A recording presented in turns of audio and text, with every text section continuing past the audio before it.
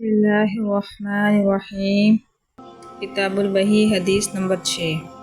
رسول اللہ صلی اللہ علیہ وسلم سب لوگوں سے زیادہ جواد سخی تھے، اور رمضان میں دوسرے اوقات کے مقابلے میں جب جبرائیل علیہ السلام آپ صلی اللہ علیہ وسلم سے ملتے بہت ہی زیادہ جود و کرم فرماتے۔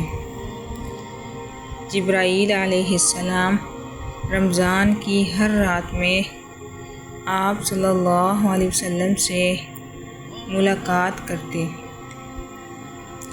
اور آپ صلی اللہ علیہ وسلم کے ساتھ قرآن کا دورہ کرتے۔